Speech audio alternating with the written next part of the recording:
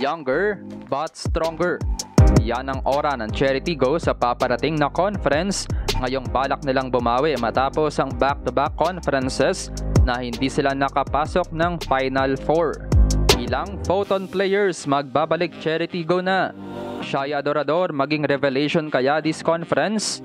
Laure, Pa at Adorador, new trio. Pero Mama P, maglaro kaya this conference? Pero bago yan mga ka-V-Heads, huwag kalimutang mag-subscribe at i-click ang notification bell para updated ka sa aking latest videos. Ready na muling makipagbakbakan ang first ever Pro PVL champions ng Charity Go sa likod ng back-to-back disappointments sa kanakaraang Invitational Conference at unang All-Filipino. Parating ang sumasabit ang tsansa ng Charity Go dahil pang-5 sila ng All-Filipino at pangatlo naman sa Group A ng Invitationals kaya biguring makapasok. Kaya nga, maraming pambabatikos ang nakuha ng kupunan dahil sa likod ng bigating recruits ay hindi naging sapat, finishing 8th place last Invitational Conference. Kaya naman this time malaki ang papatunayan ng crossovers dahil ilang stars ng kanilang sister team noon na Photon ay sumanib na sa kanila. Ito nga ay ang mag-partner na sina Shaya Adorador at ang redemption seeking na si Jasmine Nabor. Matatandaan na grabe ang naging performance ni Shaya noong 2023 AVC Challenge Cup at nasundan din niya na matinding performance nito sa Photon noong Invitationals.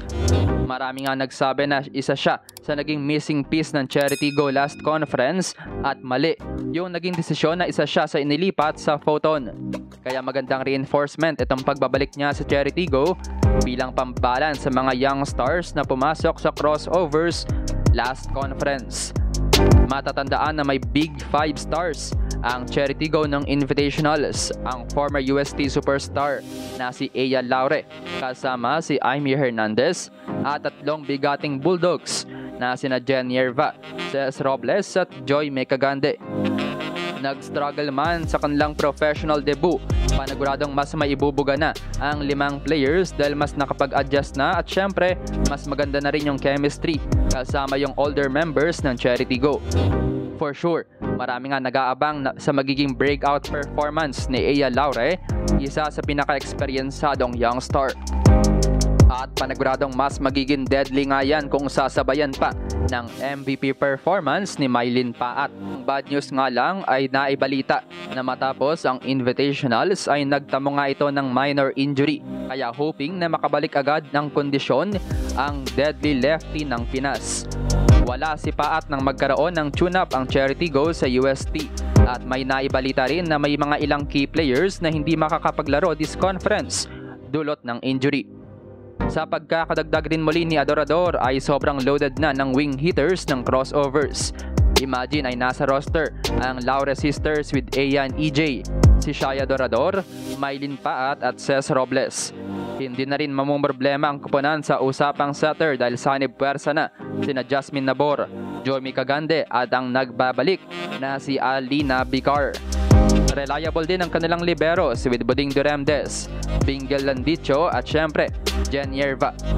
Isa lang talaga sa disadvantage nila ay yung kulang sila sa solido at consistent na middle blockers dahil on and off ang performances ni Zach Arandang, Pauline Gaston, Aimee Hernandez, Seth Rodriguez at Jacel De Los Reyes.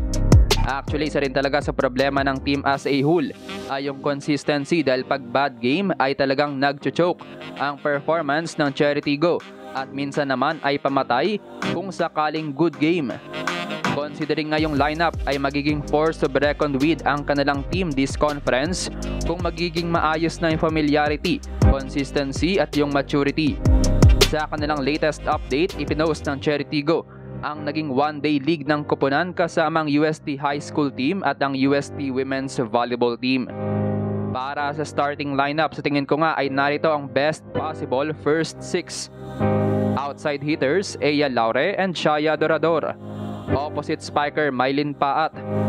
Middle blockers, Zach Arandang and Aimee Hernandez. Setter, Joy Mecagande. And libero, Buding Duremdes sa receiving at Jen Yerva sa digging. Malaki ang magiging tsansa ng Charity Go na makapasok ng semifinals this conference. Hindi lang talaga magiging madali dahil karamihan ng mga stronger teams ay composed at mas veterano na. Kayo mga ka-V-Head, sa tingin nyo ba ay sino ang best first 6 para sa Charity Go? At sa tingin nyo ba ay makakabalik na sila finally sa Final 4? Comment down below.